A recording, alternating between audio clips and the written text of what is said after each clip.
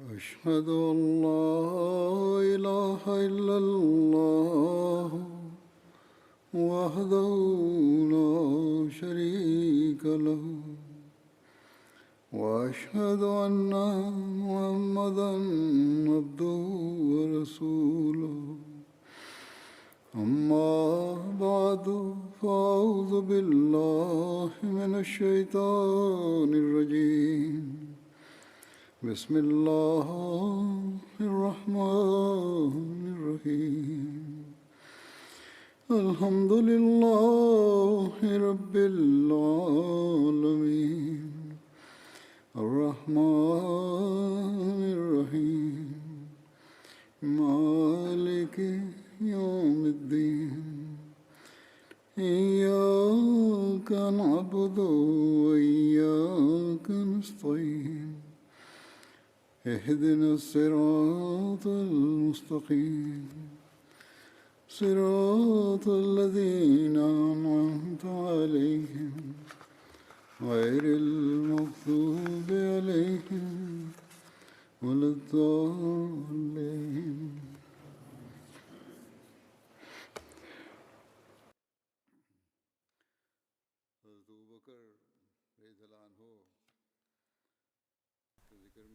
كان الحديث جاريا عن تحرير أبي بكر رضي الله عنه العبيد، وهناك مزيد من الواقعات بهذا الصدد.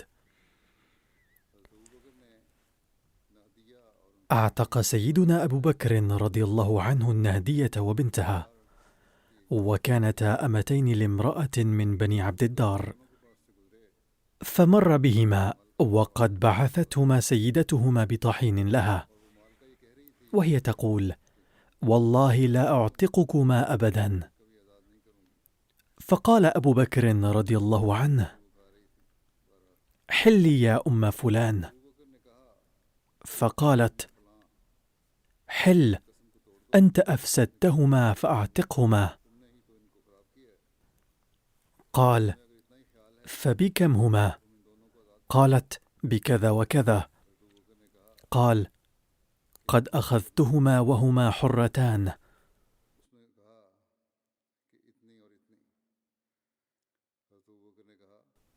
ثم قال لهما: أرجعا إليها طحينها.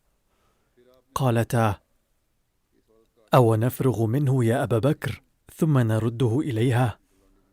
أي هل نفرغ من عمل الطحين ونرده إليها؟ قال: وذلك إن شئتما.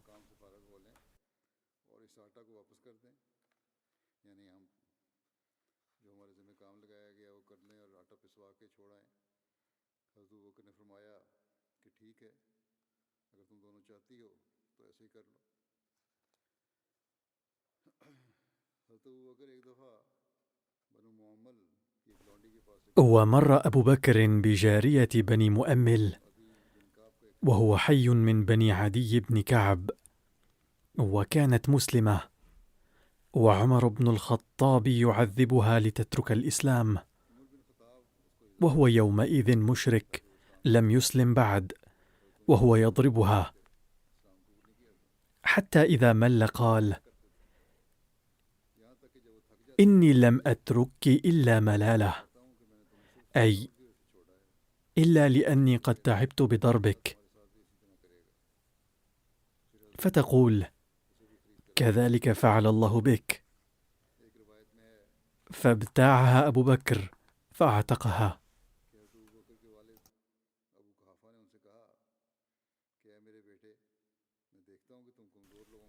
وفي رواية قال لأبي بكر والده أبو قحافة: يا بني، إني أراك تعتق رقابا ضعافا، أي تحرر أناسا ضعفاء،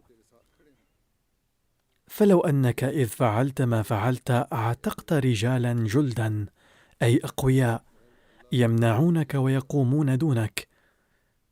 قال: فقال أبو بكر رضي الله عنه: يا أبت، إني إنما أريد ما أريد الله. وقال بعض المفسرين، ومنهم العلامة القرطبي والعلامة الآلوسي: إن الآيات التالية قد أنزلها الله تعالى في أبي بكر رضي الله عنه.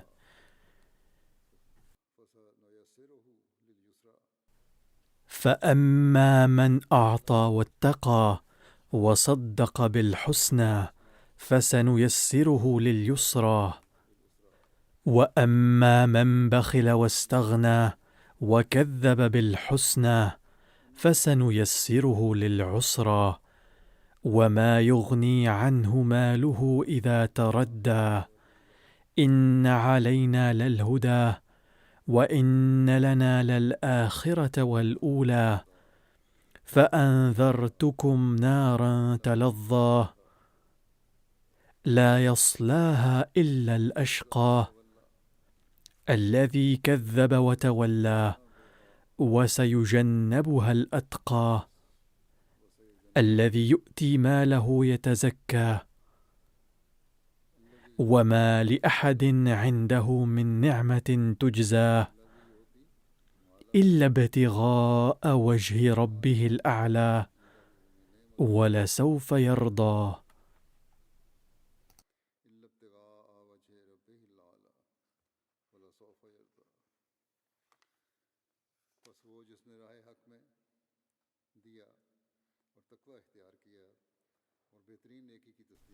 يقرأ حضرته الترجمة باللغة الأردية لهذه الآيات.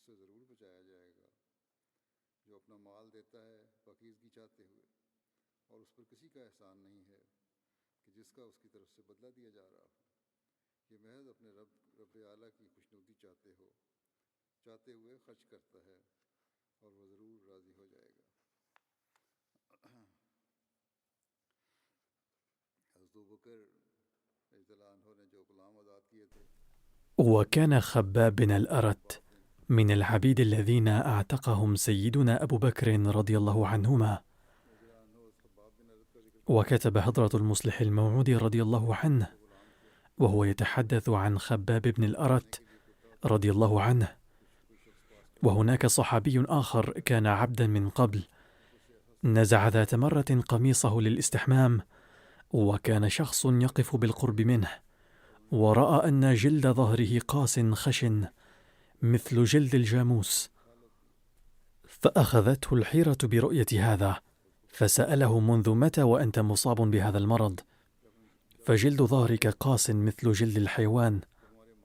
فلما سمع خباب ذلك ضحك وقال: ليس بمرض، بل عندما أسلمت قرر سيدي أن يعاقبني، فكان يلقيني في الشمس الحارقة ويضربني ويقول: أكفر بمحمد، فكنت أردد الشهادة في الجواب، فكان يبدأ في ضربي ثانية، وعندما لا يهدأ غضبه كان يجرني على الأحجار.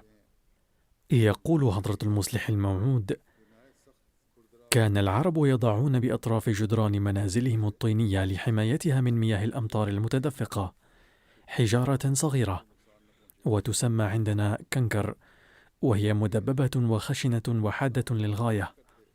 ويقول هذا الصحابي: فكانوا يربطون أرجلي بالحبال ويسحبونني على هذه الحجارة الخشنة، وما تراه هو نتيجة الضرب والجر. فظل هذا الصحابي عرضة للتعذيب والظلم سنوات طويلة، ولم يطق سيدنا أبو بكر رضي الله عنه ذلك، فباع جزءا كبيرا من ممتلكاته واعتقه به.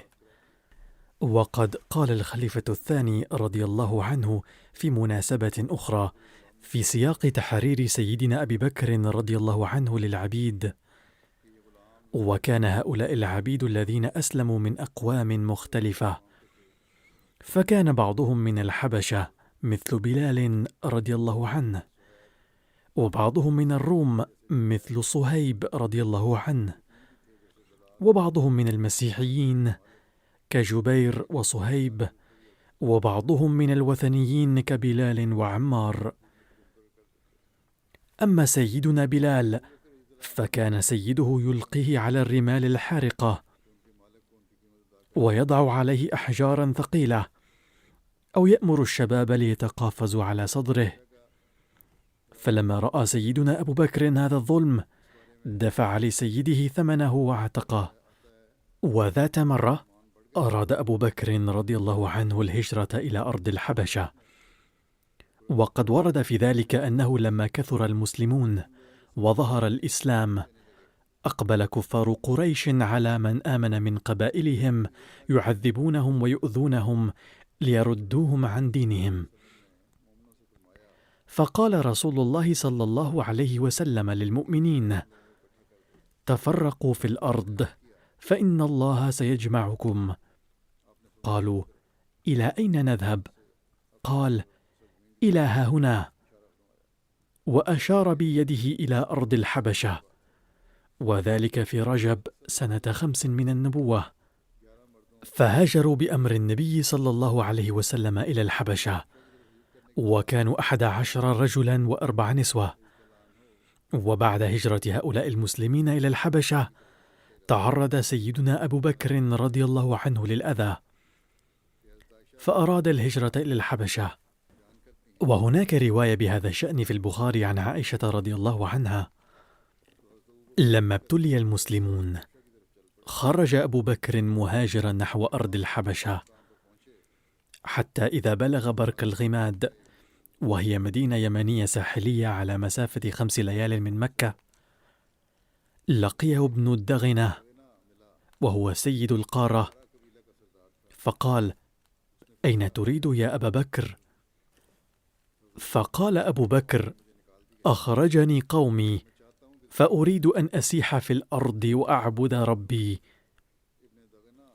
قال ابن الدغنة: فإن مثلك يا أبا بكر لا يخرج ولا يخرج، إنك تكسب المعدوم وتصل الرحم وتحمل الكل وتقري الضيف وتعين على نوائب الحق.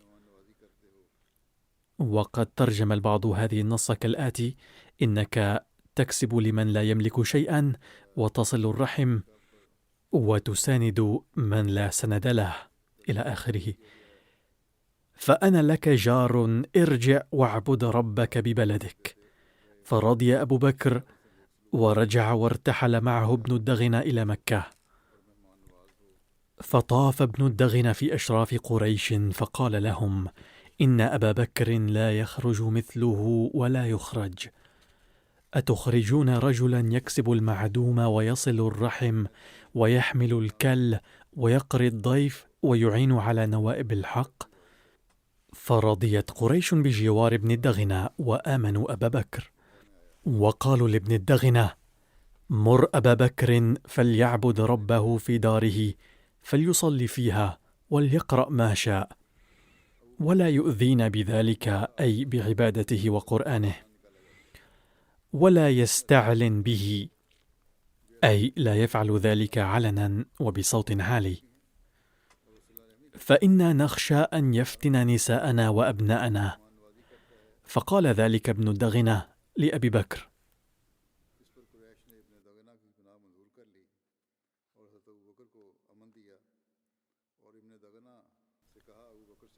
فلبث أبو بكر بذلك يعبد ربه في داره، ولا يستعلن بصلاته، ولا يقرأ في غير داره.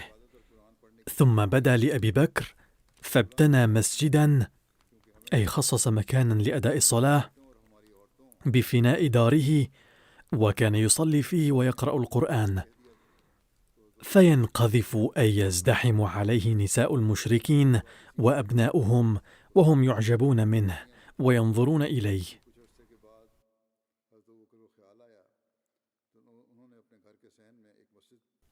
وكان أبو بكر رجلا بكاء لا يملك عينيه إذا قرأ القرآن، وأفزع ذلك أشراف قريش من المشركين، فأرسلوا إلى ابن الدغنة فقدم عليهم فقالوا: إنا كنا أجرنا أبا بكر بجوارك على أن يعبد ربه في داره،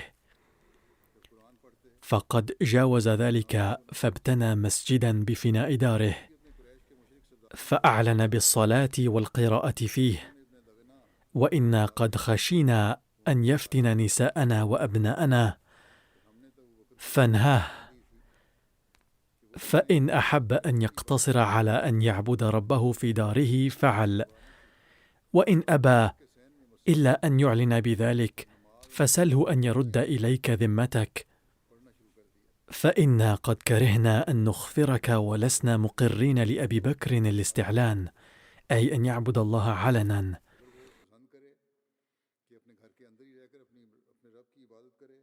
قالت عائشة: فأتى ابن الدغنة إلى أبي بكر فقال: قد علمت الذي عقدت لك عليه، فإما أن تقتصر على ذلك وإما أن ترجع إلي ذمتي، فإني لا أحب أن تسمع العرب أني أخفرت في رجل عقدت له.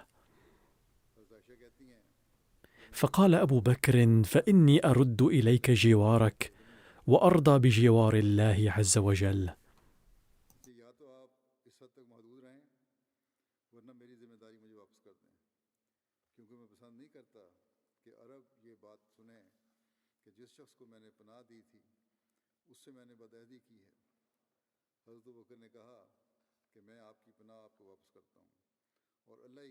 قد ورد في عمدة القاري شرح البخاري عن المسجد الذي اتخذه سيدنا أبو بكر في فناء داره.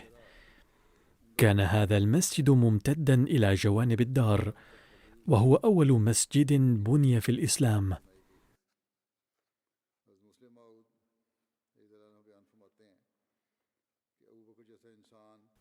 قال سيدنا المصلح الموعود رضي الله عنه: أما أبو بكر فكان له أياد على أهل مكة كلهم، وكان ينفق كل ما يكسبه على تحرير العبيد، فخرج مرة من مكة مهاجرا، فلقيه أحد زعمائها وسأله عن قصده، فأجاب: لم تعد هذه المدينة آمنة لي فأهاجر منها.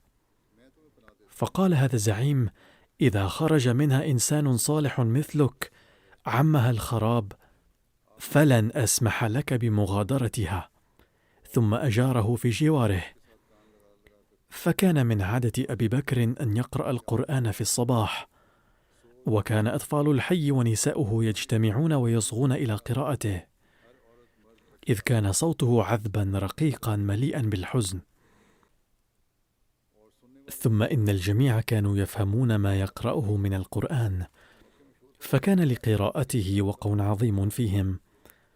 فلما شاع خبر ذلك وقعت ضجة في مكة، وقالوا: إن هذا سيؤدي إلى فساد ديننا، أي سيترك الناس دينهم بسماع صوته الرقيق.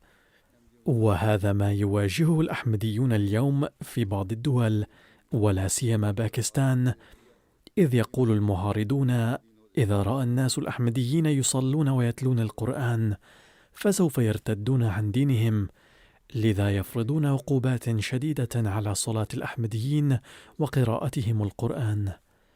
على أي حال، قال حضرته: فجاءوا إلى الزعيم الذي أجار أبا بكر وقالوا له: لماذا أجرت أبا بكر؟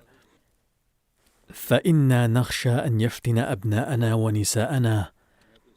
فأتى إلى أبي بكر وقال له: أرجوك ألا تقرأ القرآن هكذا، فهذا يثير سخط القوم. فقال أبو بكر: يمكنك إذن أن تسترد إجارتك، لأني لن أترك قراءة القرآن. فاسترد ذمته منه. كان أبو بكر رضي الله عنه مع النبي صلى الله عليه وسلم في شعب أبي طالب أيضا. لقد سعى قريش مكة كل السعي لوقف رسالة التوحيد، ولكنهم حين فشلوا على كل صعيد قرروا مقاطعة بني هاشم وبني عبد المطلب كخطوة عملية لذلك. ورد في سيرة خاتم النبيين لحضرة ميرزا بشير أحمد كخطوة عملية قررت قريش بالتشاور مع بعضها قطع كل العلاقات مع النبي صلى الله عليه وسلم ومع جميع بني هاشم وبني مطلب، وإذا لم يتخلوا عن حماية النبي صلى الله عليه وسلم فينبغي تدميرهم بمحاصرتهم في مكان واحد.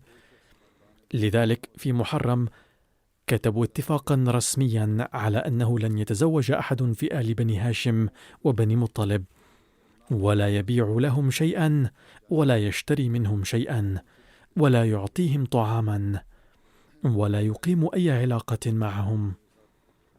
وهذا ما يحدث مع الأحمديين في بعض الأماكن حتى ينفصلوا عن محمد ويسلمونه إليه. كتب هذا الاتفاق الذي اشترك فيه بنو كنان إضافة إلى قريش، ووقع عليه جميع الحكام الكبار، ثم علق على جدار الكعبة كعهد وطني مهم. لذلك فإن النبي صلى الله عليه وسلم وسائر بني مطلب سواء كانوا مسلمين أم كفارا حوصروا في شعب أبي طالب، ما عدا أبي لهب عم النبي صلى الله عليه وسلم الذي وقف مع قريش لعداوته. وهكذا انقطعت قبيلتان عظيمتان في قريش عمليا عن الحياة المدنية في مكة، وحوصروا كالأسرى في شعب أبي طالب الذي كان وادي عائلة بني هاشم. كان معهم المسلمون الآخرون الذين كانوا بعدد قليل في مكة في ذلك الوقت.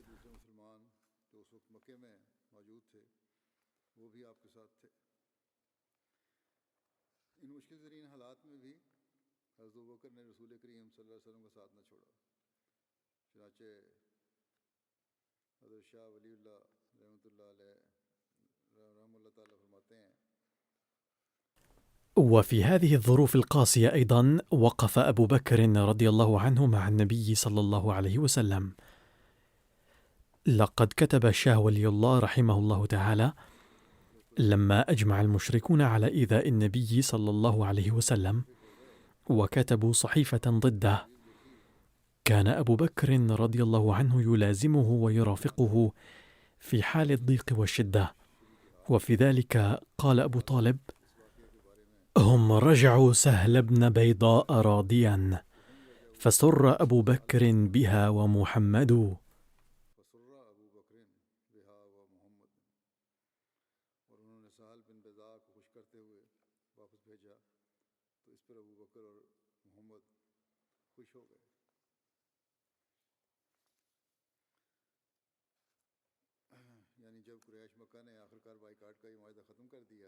يعني حين ألغى قريش مكة أخيرا اتفاقية المقاطعة هذه، قال أبو طالب أبياتا من الشعر في تلك المناسبة، منها هذا البيت المذكور: ورد عن اشتراط أبي بكر على النبوءة المتعلقة بغلبة الروم عن ابن عباس في قول الله تعالى: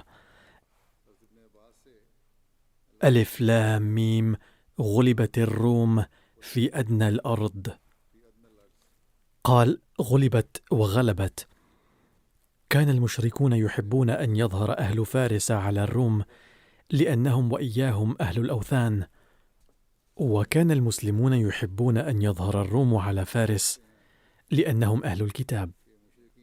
فذكروه لأبي بكر، فذكره أبو بكر لرسول الله صلى الله عليه وسلم، قال: أما إنهم سيغلبون. فذكره أبو بكر لهم، فقالوا: اجعل بيننا وبينك أجلا، فإن ظهرنا كان لنا كذا وكذا، وإن ظهرتم كان لكم كذا وكذا. فجعل أجلا 5 سنين فلم يظهروا، فذكروا ذلك للنبي صلى الله عليه وسلم، فقال: ألا جعلته إلى دون؟ قال الراوي: أراه 10. هذه رواية سنن الترمذي. وهناك رواية لصحيح البخاري ورد فيها ذكر 4 نبوءات تحققت بكل جلاء، ومنها النبوءة عن غلبة الروم. عن مسروق قال: كنا عند عبد الله بن مسعود فقال: إن النبي صلى الله عليه وسلم لما رأى من الناس إدبارا قال: اللهم 7 كسبع يوسف، فأخذتهم سنة حصت كل شيء حتى أكلوا الجلود والميتة والجيف، وينظر أحدهم إلى السماء فيرى الدخان من الجوع. هذه آية واحدة من الآيات ال4. فأتاه أبو سفيان فقال: يا محمد، إنك تأمر بطاعة الله وبصلة الرحم، وإن قومك قد هلكوا فادعوا الله لهم. قال الله تعالى: فارتقب يوم تأتي السماء بدخان مبين، إلى قوله: إنكم عائدون يوم نبطش البطشة الكبرى إنا منتقمون. فالبطشة يوم بدر وقد مضت الدخان والبطشة واللزام وآية الروم. هذه رواية صحيح البخاري.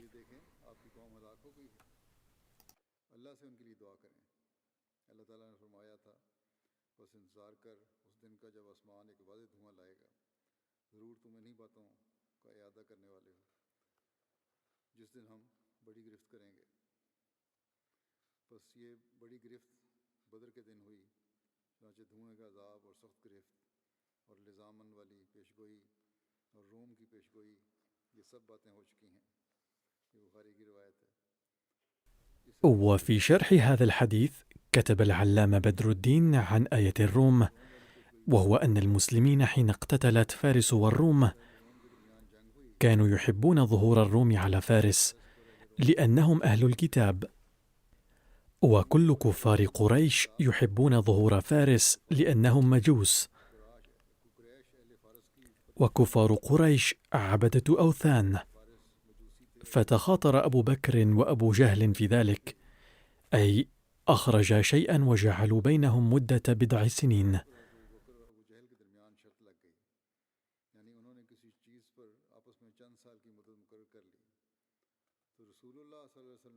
فقال النبي صلى الله عليه وسلم: إن البضع قد يكون إلى 9، أو قال إلى 7 فزده في المدة أو في الخطار. ففعل، فغلبت الروم، فقال تعالى: ألف لام ميم غلبت الروم في أدنى الأرض وهم من بعد غلبهم سيغلبون في 7 سنين لله الأمر من قبل ومن بعد ويومئذ يفرح المؤمنون بنصر الله.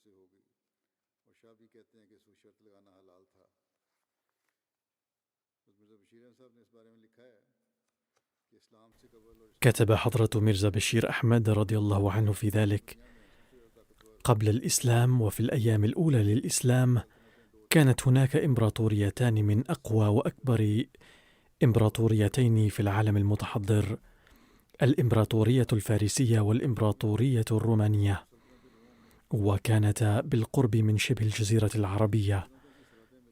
الإمبراطورية الفارسية في الشمال الشرقي، والإمبراطورية الرومانية في الشمال الغربي.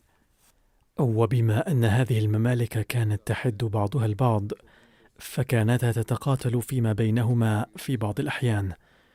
وفي ذلك الزمن حين أنبئ بهذه النبوءة كانتا في حرب، وكان الفرس قد أخضعوا الروم واستولوا على العديد من أراضيهم القيمة، وكانوا يقيمون سيطرتهم عليهم باستمرار.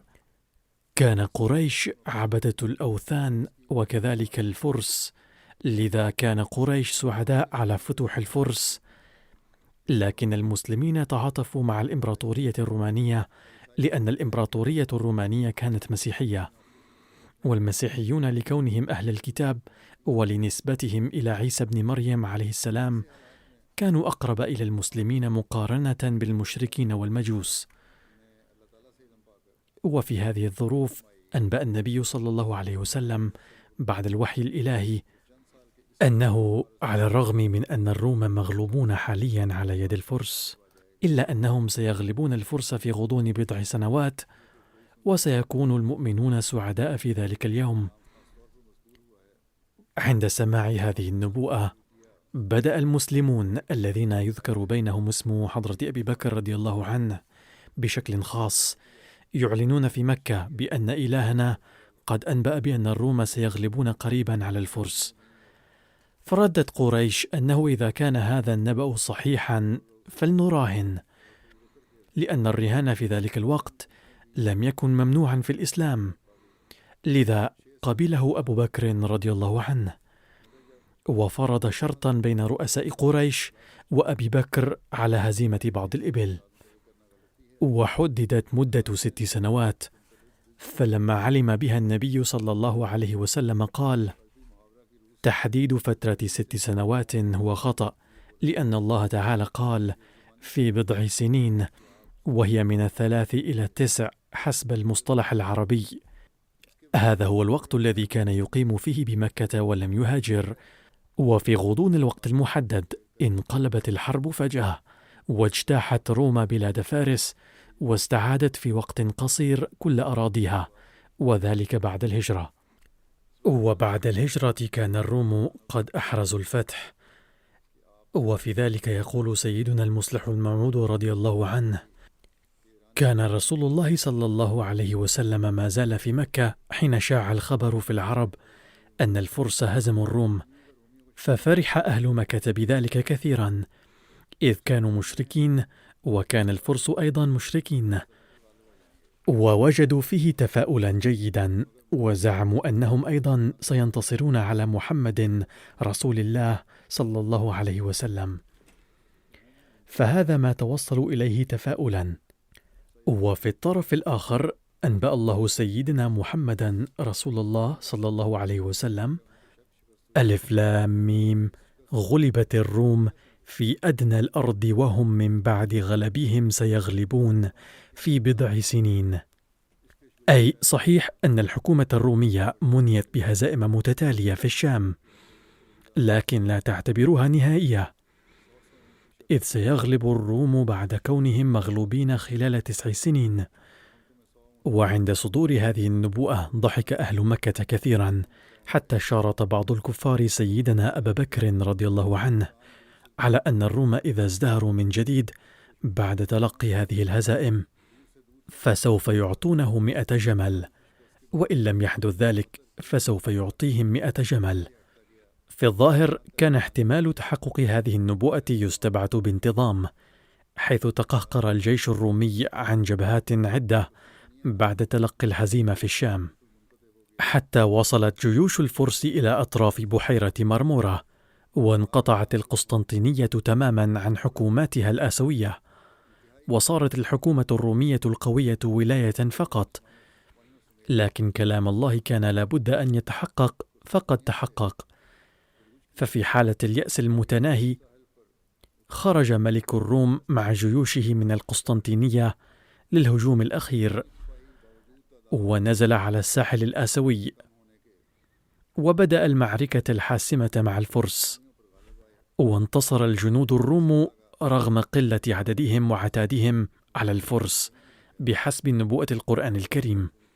وهرب جيش الفرس حيث لم يتوقف قبل حدود الفارس، واستعادت الحكومة الرومية السيطرة على البلاد الإفريقية والآسيوية المفتوحة. يقول سيدنا المسيح الموعود عليه السلام: حين شارت أبو بكر الصديق أبا جهل وجعل مدار الشرط في نبوءة القرآن الكريم: ألف لام ميم، غلبت الروم في أدنى الأرض وهم من بعد غلبهم سيغلبون في بضع سنين. مدة 3 أعوام لتحققها. غير النبي صلى الله عليه وسلم بفراسته في الشرط بعض الشيء فورا نظرا إلى طبيعة النبوءة، وقال لأبي بكر: إن عبارة 7 سنين مجملة، وتطلق في معظم الأحيان على مدة تمتد إلى 9 سنين. ثم حين عرض النبي صلى الله عليه وسلم على القبائل، أي عرض عليهم دعواه، كان يرافقه سيدنا أبو بكر. فلما أراد الله إظهار دينه وإكرام نبيه وإعزازه وإنجاز وعده، خرج النبي صلى الله عليه وسلم في أيام الحج وقابل قبيلتي الأنصار الأوس والخزرج، فعرض نفسه على قبائل العرب كما كان يصنع في كل سنة أيام الحج. ففي رواية عن علي بن أبي طالب قال: لما أمر الله نبيه أن يعرض نفسه على قبائل العرب، خرجت أنا وأبو بكر برفقة النبي صلى الله عليه وسلم إلى منى، حتى وصلنا إلى مجلس من مجالس العرب، وتقدم أبو بكر فقال: ممن القوم؟ قالوا: من ربيعة. قال: من أي ربيعة أنتم؟ قالوا: من ذهل. قال علي: ثم ذهبنا إلى مجلس الأوس والخزرج، وهم الذين سماهم رسول الله صلى الله عليه وسلم الأنصار، لكونهم أجابوه إلى إيوائه ونصره. قال: فما نهضنا حتى بايعوا النبي صلى الله عليه وسلم. وفي رواية أخرى عن علي بن أبي طالب رضي الله عنهما قال: لما أمر الله تعالى نبيه عليه السلام أن يعرض نفسه على قبائل العرب، خرج، وأنا معه وأبو بكر رضي الله عنه، فانتهينا إلى مجلس عليه السكينة والوقار، ولهم أقدار وهيئات. فقال لهم أبو بكر: ممن القوم؟ قالوا: نحن بنو شيبان بن ثعلبة. فالتفت إلى رسول الله فقال له: بأبي أنت وأمي، ليس بعد هؤلاء من عز في قومهم. وكان في القوم مفروق بن عمرو، والمثنى بن حارثة، وهانئ بن قبيصة، والنعمان بن شريك.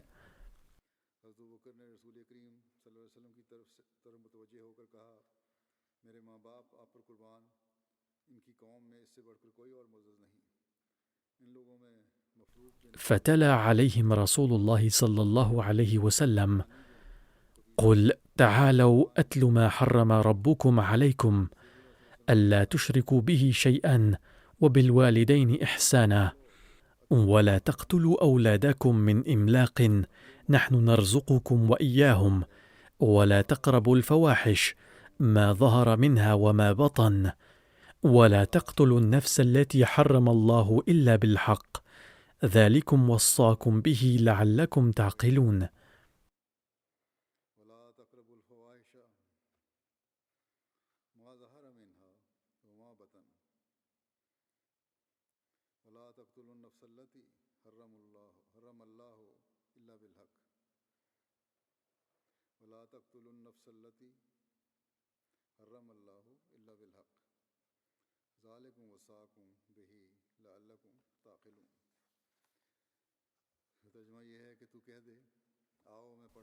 يقرأ حضرته الترجمة الأردية لهذه الآية.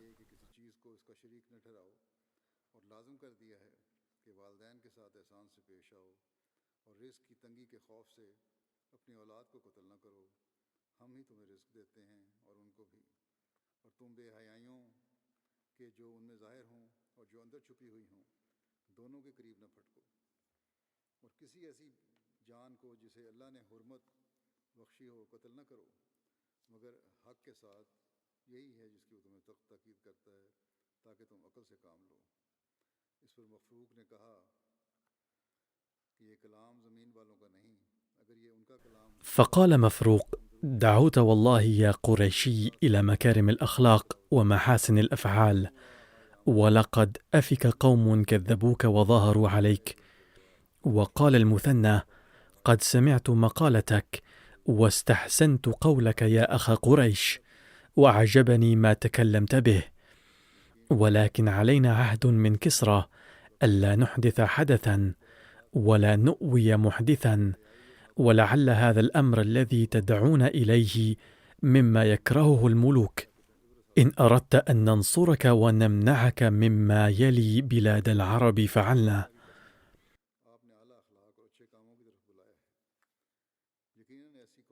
فقال لهم رسول الله: ما أسأتم الرد إذ أفصحتم بالصدق، إنه لا يقوم بدين الله إلا من حاطه من جميع جوانبه.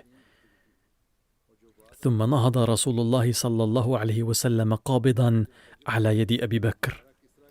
في رواية أنه قال: إذا أورثكم الله خلال مدة قصيرة أرض هؤلاء أي كسرى وملككم نساءهم، فهل ستسبحون الله وتقدسونه يا ترى؟ قالوا بعد سماع ذلك: يا إلهي نحن جاهزون. ثم انظروا قدرة الله كيف تحقق كلام النبي صلى الله عليه وسلم حرفيا: إذ المثنى الذي كان يرتعب من قوة كسرى، إذ كان يتردد في قبول الإسلام خوفا من عتاب كسرى، قد جعل الله المثنى بن حارث نفسه خلال مدة قصيرة قائد الجيش الإسلامي الذي قصم ظهر كسرى، وصار مصداقا لبشارات النبي صلى الله عليه وسلم.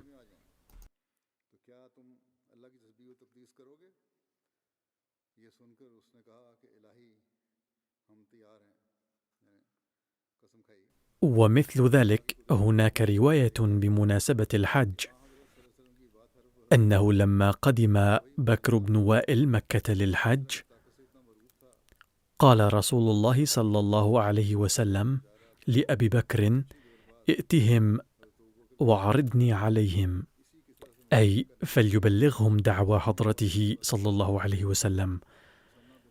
فأتاهم سيدنا أبو بكر رضي الله عنه فعرض عليهم النبي صلى الله عليه وسلم فبلغهم الإسلام.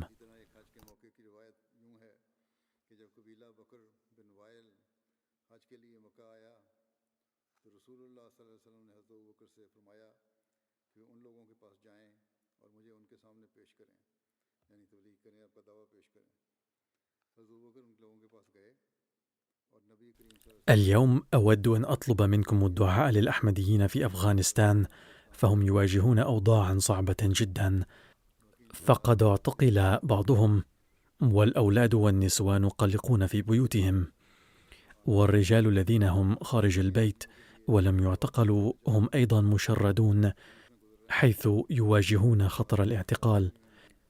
أدعو الله أن يفرج عنهم ويخرجهم من هذا المأزق. وادعوا للأحمديين في باكستان أيضا، فالأوضاع عموما هناك أيضا حرجة، حيث تحدث واقعة في مكان أو آخر والناس يؤذون الأحمديين. وادعوا الله إجمالا أن يوفق العالم لمعرفة سيدنا المسيح الموعود عليه السلام، ويقضي على كل شر، ويدرك العالم حقيقة خالقه. والآن سأذكر بعض المرحومين، ولاحقا أصلي عليهم جنازة الغائب.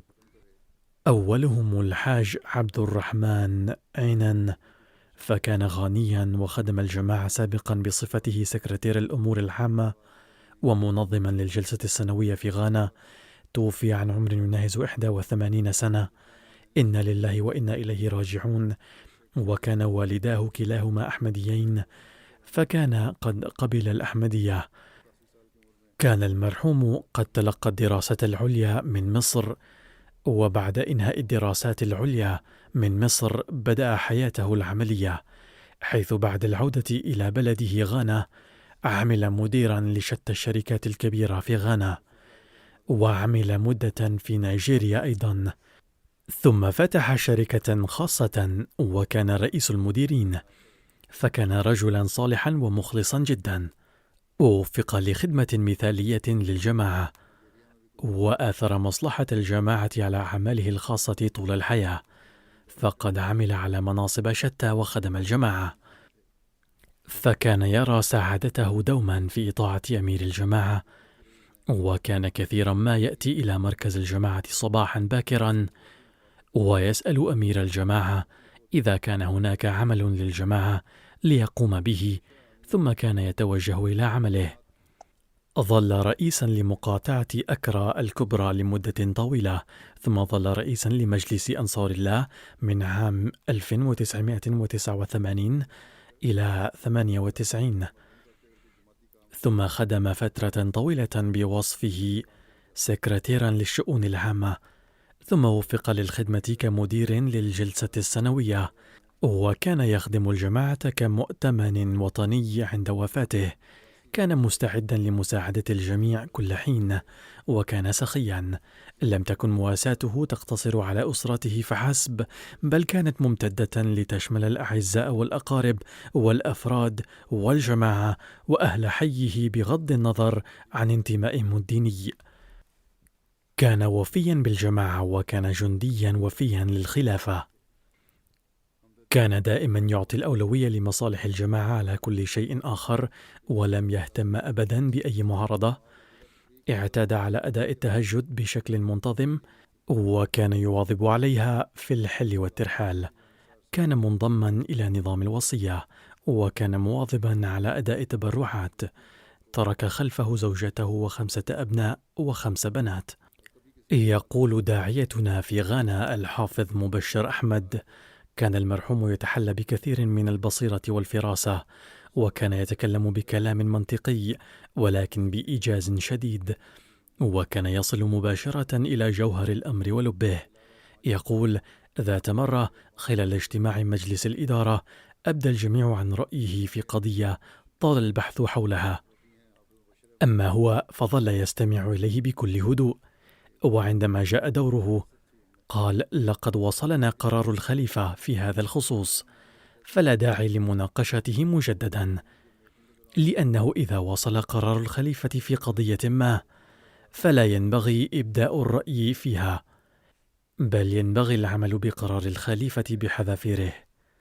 لقد أعطى الله تعالى للجماعة مثل هؤلاء المخلصين حتى في المناطق النائية. الجنازة التالية هي للسيد ذياب علي محمد الجبالي الذي انتقل إلى رحمة الله تعالى في الأيام الماضية. إنا لله وإنا إليه راجعون. كان من فرع الجماعة في الأردن. كتب رئيس الجماعة في الأردن: بايع السيد الجبالي في عام 2012، وكان أحمديا وحيدا في منطقته، وكانت زوجته مبايعة تقليدية على دين زوجها. كان المرحوم كالجبل في ثباته على إيمانه بالمسيح الموعود عليه السلام وبالأحمدية وبالخلافة، نموذجا في الثبات والصمود بالرغم من المعارضة الكبيرة والضغوط العائلية والاجتماعية والجهات الأخرى.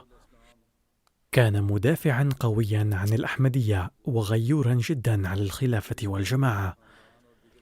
كان محبا للتعلم والتبليغ، وكثيرا ما كان يتصل بي وفي ساعة متأخرة من الليل مستفسرا عن بعض الأمور، وكذلك جرت حوارات متعددة في بيته مع المعارضين من بلدته ومع أقربائه. كان مريضا بالسكري وكانت معاناته شديدة، وفي النهاية توفي جراءها، ولكن حاول أقاربه استغلال مرضه، فقالوا له بأنك تعرضت لهذا المرض بسبب الأحمدية، فاترك الأحمدية حتى نشهد لك يوم القيامة. وكان جوابه مباشرا وقويا: اللهم لا تمتني إلا مسلما أحمديا. الجنازة التالية هي للسيد دين محمد شاهد الداعية المتقاعد الذي كان يعيش حاليا في كندا، وتوفي في الأيام الماضية عن عمر يناهز 92 عاما. إنا لله وإنا إليه راجعون. لقد جاءت الأحمدية في عائلته عن طريق والده الذي وفق للمبايعة عام 1938. اصطحبه والده إلى الجلسة السنوية في قاديان عام 1940، حيث أعجب والده بالجو التربوي والديني لقاديان. وكان دين محمد مولعا بالقراءة والكتابة، لذلك فقد تركه والده تحت رعاية مير محمد إسحاق في قاديان بينما كان لا يزال في 11 من عمره، وهكذا فقد أكمل تعليمه هناك. لقد حصل على شهادة شاهد من الجامعة الأحمدية عام 1953، وعمل كداعية في مدن مختلفة من باكستان، وخدم في جزر فيجي كرئيس المبشرين لمدة 3 أو 4 سنوات، كما اشتغل في منصب السكرتير للإعلام لفترة طويلة في ربوة. لقد ألف 4 كتب، كما وفق لكتابة العديد من المقالات العلمية. كان لديه شغف كبير بالتبشير، وكان يتبنى لذلك أساليب جديدة ومتنوعة. كان منضما إلى نظام الوصية بفضل الله تعالى. لقد ترك وراءه إلى جانب زوجته 2 و3 بنات. الجنازة التالية هي للسيد ميا رفيق أحمد الذي كان يعمل في مكتب الجلسة السنوية، وقد توفي في الفترة الأخيرة عن عمر يناهز 87 عاما. إن لله وإنا إليه راجعون. كان اسم والده بشير أحمد الذي كان قد هاجر من قاديان إلى كويتا قبل استقلال باكستان، ووفق للخدمة بصفته أمير الجماعة في كويتا. لقد جاءت الأحمدية في عائلة السيد ميا رفيق من خلال جده الدكتور عبد الله، أحد صحابة المسيح الموعود عليه السلام. لقد حصل السيد ميا رفيق في عام 1960 على بكالوريوس في الهندسة الميكانيكية من كلية الهندسة في لاهور، وبعد ذلك ظل يعمل في دوائر مختلفة، ثم انتقل إلى تنزانيا وأقام فيها قرابة 10 سنوات، واستمر يعمل في مجال التدريس إلى جانب عمله في الشركة، ووفق هناك للخدمة كسكرتير المال. بدأ العمل في مكتب الجلسة السنوية كوقف مؤقت في عام 1986، ثم في عام 1987 بدأ العمل كعامل نظامي في مكتب الجلسة السنوية، ثم في عام 1989 كرس حياته وبدأ العمل كمدير الشؤون الفنية في الدائرة الفنية في مكتب الجلسة السنوية بربوة، وبقي مسؤولا عن هذه الدائرة حتى آخر حياته. زوجه الخليفة الثالث رحمه الله، وأعلن مولانا أبو العطاء عن نكاحه. رزقه الله تعالى 3 أبناء وبنتا واحدة. يقول ابنه: إنه كان يمنع فورا إذا تكلم أحد في أي مكان ضد الجماعة. لقد كان يحب الخلافة حبا جما. ذكر مرة أحد أفراد البيت أو ضيوف في المنزل أن الشقة التي أعطيتها من الجماعة صغيرة جدا، وإذا قلت فيمكن أن تجد بيتا أكبر منها. فقال: إن طلبت مني الجماعة أن أعيش في الخيمة فإنني جاهز لذلك أيضا، دون أن أشكو أو أطلب أكثر. كتب ابنه: عرفنا ميزة أخرى لوالدنا بعد وفاته، أنه كان يساعد بعض الفقراء في الخفاء. ويقول ابنه الأصغر إنه كان مواظبا على صلاة التهجد، وكان يحب القرآن الكريم، وكان يملك قلبا رقيقا ونبرة ملؤها المحبة، وكان يتحلى بالصدق والأمانة وبميزات عالية أخرى كثيرة. كان يتمتع بروح عالية لطاعة الخليفة والوفاء للخلافة ولتحقيق مقتضيات الوقف. ولقد لاحظت أنا أيضا أنه كان شخصا نبيلا للغاية، وكان يقوم بجميع الأعمال بكل تواضع، ويؤدي حق البيعة بكل إخلاص ووفاء، وكذلك كان يسعى جاهدا لتوفير أموال الجماعة والاستفادة الأكثر بنفقات أقل. لقد صمم بعض الماكينات لخبز الخبز، واشتغل في هذا المجال كثيرا في ربوة. ثم يقول: لقد رأيته دائما يتحلى بالصبر والهمة في حالة الشدة والقلق. ورأيته يتلو القرآن الكريم في وقت الضيق والشدة، ولم يشعرنا في مرضه ولا في الفترة ما قبل موته أنه يعاني من شيء. كان يقوم بكل عمل بكل أمانة وحماس كما ذكر سابقا. الجنازة التالية هي للسيدة قانتة ظفر، زوجة السيد إحسان الله ظفر، الأمير السابق للجماعة في أمريكا، التي توفيت في حادث سيارة مؤخرا. إنا لله وإنا إليه راجعون. ولدت في عام 1941، وكان الشودري أعظم علي القاضي المتقاعد من المحكمة الوسطى والدها، وجدها لأمها الشودري فقير محمد وفق للخدمة كالناظر للشؤون العامة فور تقسيم الهند. كانت تتحلى بفضائل كثيرة وبطبيعة مبتهجة. كانت ترتبط بالخلافة بعلاقة الوفاء، وكثيرا ما عبرت عنها. كانت تعشق القرآن وتكن تقديرا وحبا كبيرين للنبي صلى الله عليه وسلم والمسيح الموعود عليه السلام، وحاولت خلق هذا الحب والتقدير في قلوب أولادها أيضا. كانت منضمة إلى نظام الوصية بفضل الله تعالى، ولقد تركت خلفها إلى جانب زوجها بنتين 2. كان لها ابنا شابا توفي قبل فترة إثر حادث، وتحملت هذه الصدمة بكل صبر. كتب داعيتنا في أستراليا السيد إنعام الحق كوثر عن الفترة التي كان يعمل فيها في أمريكا أنها كانت تشترك بكل انتظام في الدورات لتعليم القرآن الكريم، وكانت تأتي لها بعد تجشم عناء السفر الطويل. كانت حاصلة على شهادة الدكتوراه، إلا أنها كانت تتسم بطبع بسيط ومتواضع. لم يكن في طبعها ما يسمى بالتفاخر أو الرياء. كانت تهتم كثيرا بالفقراء والمعوزين، وكانت تعامل الدعاة كأم رؤوم وتكن لهم التقدير والاحترام، وكانت تقوم بجميع الخدمات بكل تواضع. كانت توصي السيدات دائما أن يضعن الأحذية في المكان المخصص لها، وإن لم تكن إحداهن تفعل ذلك فإنها كانت تأخذها وتقوم بهذا العمل. بل إضافة إلى ذلك كانت تشترك بكل تواضع في أعمال تنظيف المسجد وغيرها. يقول الداعية بأنها كانت خالية تماما من أي نوع من التكبر والرياء. كانت تلبس لباسا بسيطا وتعامل الجميع بكل لطف. لم تغضب قط على أحد أو استاءت منه، بل كانت تحسن إلى الجميع، وكانت تلبي كل نداء من الخليفة وتشترك في كل مشروع يتم تقديمه من قبله. غفر الله تعالى جميع المتوفين ورحمهم ورفع درجاتهم، ووفق ذراريهم أيضا لاقتفاء أثر أقدامهم.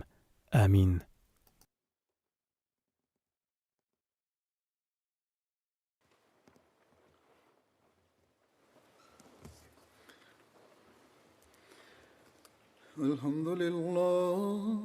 الحمد لله نحمده ونستعينه ونستغفره ونؤمن به ونتوكل عليه ونعوذ بالله من شرور أنفسنا ومن سيئات أعمالنا.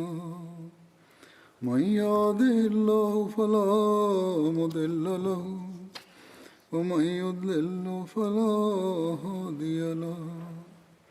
ونشهد أن لا إله إلا الله ونشهد أن محمدا عبده ورسوله.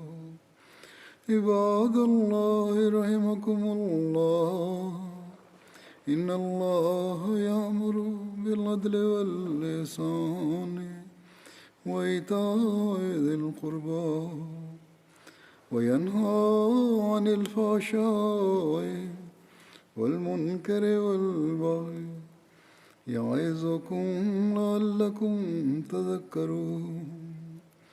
اذكروا الله يذكركم وادعوه يستجب لكم ولذكر الله أكبر.